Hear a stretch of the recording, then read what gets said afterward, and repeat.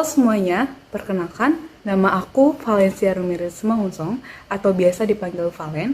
Aku dari kelas 11 IPS 2.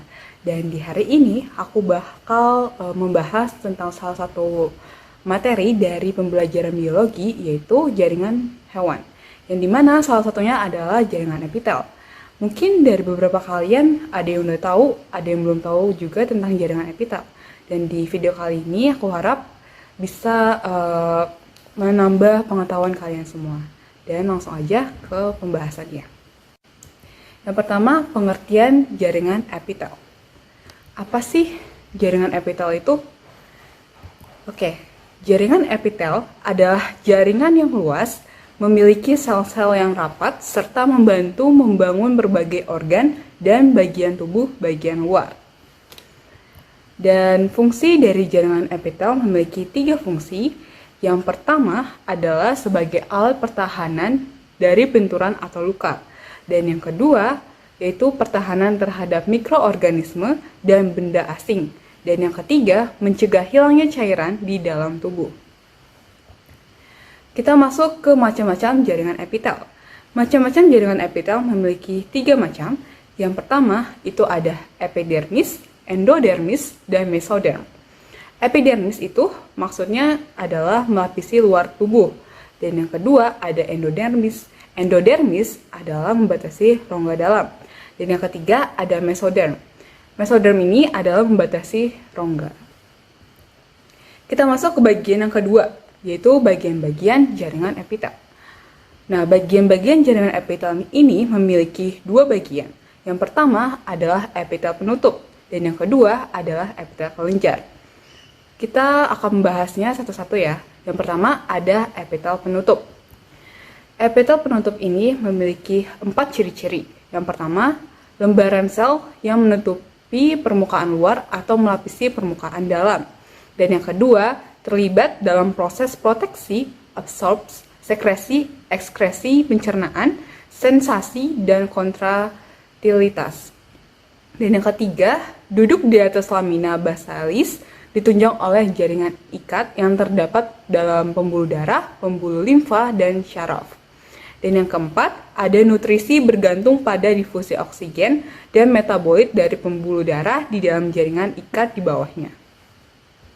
Kita masuk ke bagian yang kedua, yaitu epitel kelenjar. Epitel kelenjar ini memiliki 3 ciri-ciri. Yang pertama, dibentuk oleh sel-sel epitel yang dikhususkan untuk sekresi. Dan yang kedua, terdapat di dalam jaringan. Dan yang ketiga, ditunjang oleh jaringan ikat yang mengandung pembuluh darah dan saraf. Kita masuk ke bagian yang ketiga, yaitu berdasarkan bentuk dan susunan sel dalam jaringan epitel. Yang pertama, ada epitel selapis pipi. Nah, epitel ini tersusun dari sel-sel pipi dan bila dilihat dari permukaan membentuk gambaran mozaik dengan batas sel yang bergelombang. Intinya, sel ini berbentuk lonjong terdapat di tengah-tengah sel. Contohnya itu adalah alveoli paru, lapisan parietal kapsula Bowman, dan saluran keluar terkecil kelenjar. Dan juga termasuk dalam epitel ini ada 2, ada endotel dan mesotel. Endotel ini yaitu, yang maksud dari endotel ini adalah melapisi permukaan dalam jantung, pembuluh darah, dan bulu getah bening. Dan yang kedua ada mesotel. Mesotel ini adalah melapisi rongga periosteal, perikardial, dan pleural. Dan yang kedua ada epitel selapis kubus. Epitel selapis kubus ini tampak gambaran poligonal yang masing-masing selnya mempunyai sudut dengan inti bulat dan terletak di tengah. Dan pada beberapa tempat ini memiliki mikrofili, contohnya itu tubulus ginjal. Dan juga contohnya adalah saluran kecil beberapa kelenjar, germinal, epitelium pada ovarium, permukaan dalam lensa mata, epitel berpigmen retina. Dan yang ketiga ada epitel selapis silindris. Epitel ini memiliki bentuk silindris atau tabung dan memiliki nukleus berbentuk bulat terletak di dekat dasar. Intinya berbentuk lonjong, terdapat pada ketinggian yang sama dan cenderung terletak ke arah basal sel. Sehingga pada permukaan sel akan tampak daerah sitoplasma yang tidak berinti. Dan sel ini terdapat pada dinding dalam lambung, usus, kantong empedu, saluran rahim, saluran pernafasan bagian atas, dan saluran pencernaan. Selanjutnya yang keempat ada epitel berderet silindris. Epitel ini tinggi selnya tidak sama dan intinya juga berbeda tinggi maupun bentuknya.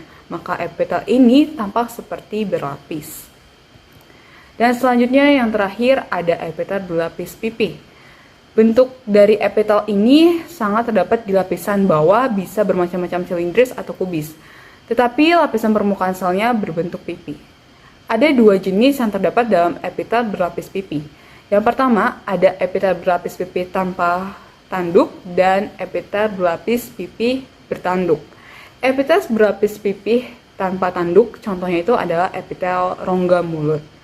Dan yang kedua epitel berlapis pipih bertanduk.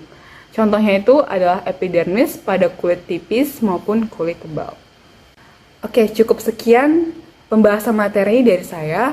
Jika ada kesalahan dalam pembahasan materinya, mohon dimaafkan. Dan terima kasih semua yang udah nonton video ini. Sampai jumpa di video selanjutnya. Bye-bye.